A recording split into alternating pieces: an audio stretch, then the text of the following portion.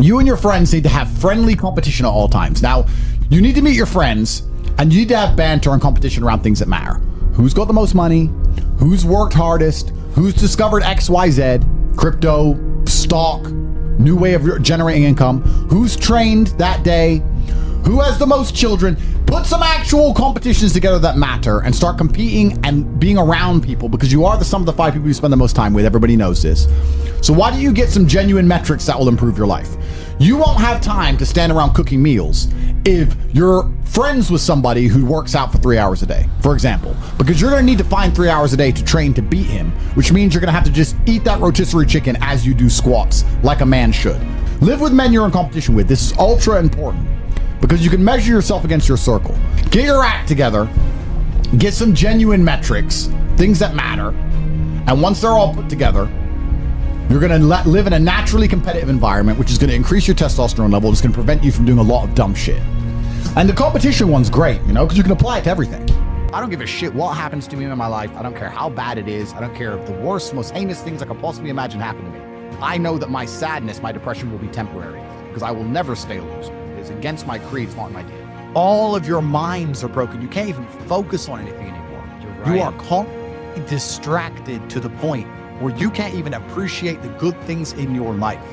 You're distracted. Your minds are broken. You need to rewire your mind and resist the slave programming. If you cannot control your own mind, then you are just a feather in the wind of life, because your own mind is the only thing you can control. You can't control the weather. You can't control people. You can't even control whether your heart stops beating. You might have a heart attack tomorrow. You can't control anything besides what you think. If you cannot control your own mind, then you go through life with zero control, zero influence. You can't control anything. You're just a feather in the wind, waiting for life to blow you from happy place to sad place to happy place to sad place, completely hoping on the gods to be fortunate to you, because if any genuine discomfort comes your way, you're fucked. It's so easy to win if you can control your own mind. If you're injecting struggle, and that struggle, solving those problems lead to a positive place, once you become addicted to it, you're going to become a machine of monumental achievement. There are some very simple basic things you can do: weight training, chess, having debates, trying your very best to take care of your mother, retire her, make sure that your people who you love are taken care of.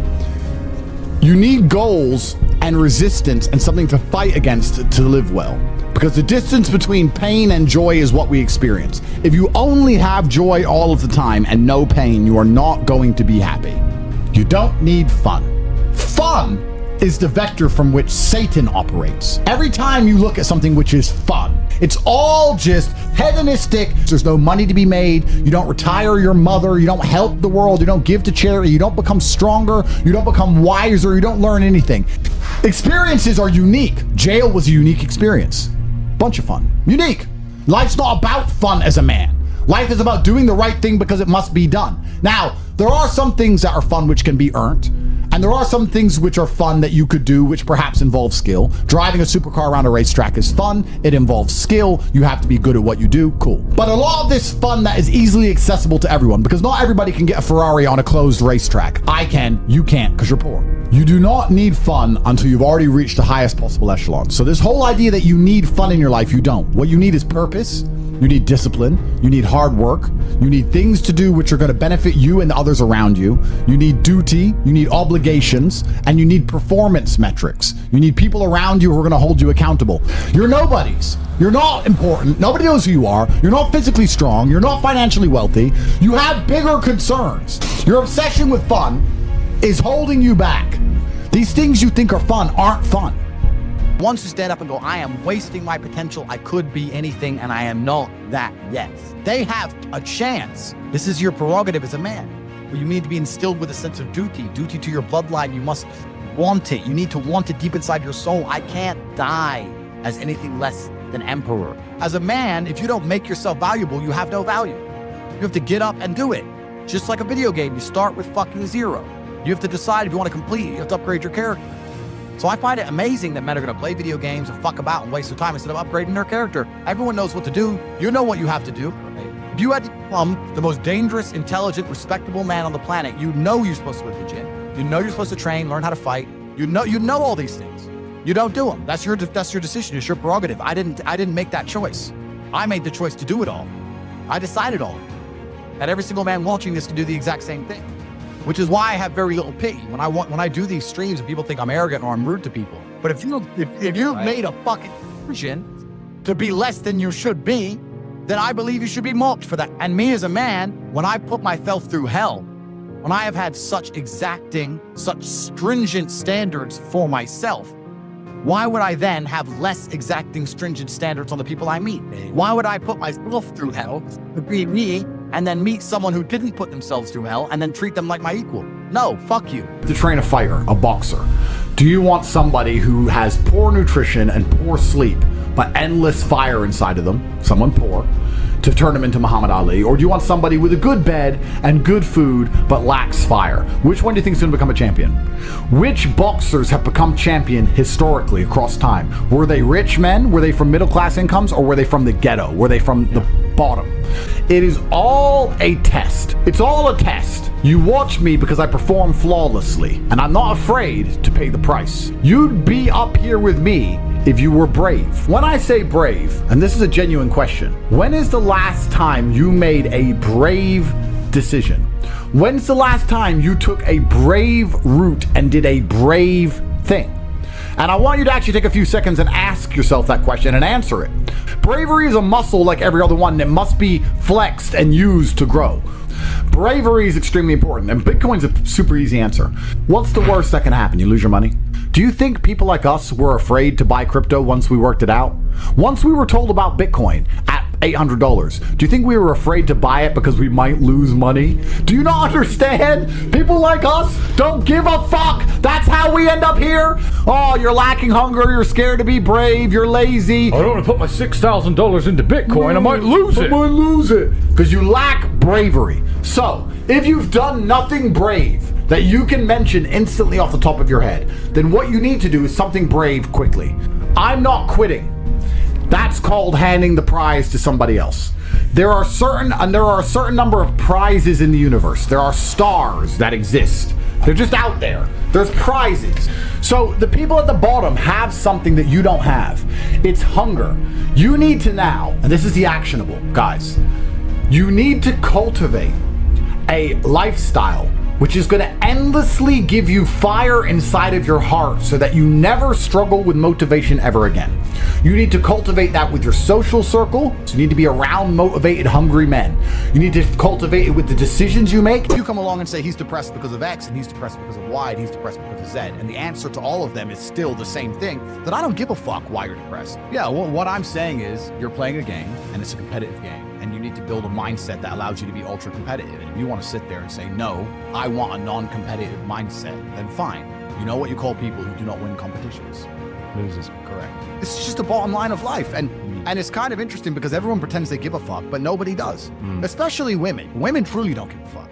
If you ask a woman the kind of man she wants, she will never say depressed or sad. Ever. She wants a man who is ultra capable, ultra competent. They want someone who is fun and spontaneous and charismatic and successful. They don't have time for sad dudes. They don't care. So the world doesn't care. The world has never given a shit about sad men. So if you're going to sit there and self-diagnose yourself as a sad man, you're going to have a shit life and nobody's ever going to give a fuck, and you're going to perpetually lose forever. And that is your decision. But you need to sit down and look at your life and say, what's going to make me as motivated as possible? Is it developing an imagination to imagine my dream life? I'm sure it is. Is it having a social circle of people who are always trying to elevate? I'm sure it is. You need to then sit there, look at every facet of your life, analyze it one by one, and develop a lifestyle which is going to give you endless fire, because without it, you are going to lose. You are broken inside. You are lacking a fire inside of you, because once you get that fire, you become invincible. The fire inside of your heart makes you hard to kill, truthfully. It is the fire inside of your heart that makes you uncrushable. The kind of cockroach which survives a nuclear explosion. It is extremely important that you are never in a position where you lack motivation ever again. It is extremely important that you never up an opportunity that is handed to you ever again. And these things are conscious choices you make by changing your lifestyle. There's nothing stopping you from winning besides yourself. I have now given you an actionable. The actionable is for you to design your life around getting endless motivation and fire in all ways. Everything you do needs to be deliberately geared and designed towards giving you motivation and making you feel hunger inside of yourself. Then you must take all of that fire, turn it into positive energy, and exude it out into the universe. If you want it to rain and you don't know what to do a rain dance. Perhaps the rain dance will not make the clouds seed. However, God will be happy that you're taking action as opposed to just sitting still, quietly waiting for rain to appear while being submissive and subservient. No, you have to go out there and do things. There's nothing that God hates more than sloth and laziness. If God were to create a man and that man were to sit around and do fuck all, God will frown upon you. It's why you're never lucky. If you're listening to this and you think I'm never lucky, I'll tell you why, because God dislikes you because you're fucking lazy. Start to work. Start to show God the beauty of his own creations. You'll be amazed how lucky you'll become. God is unhappy with these people.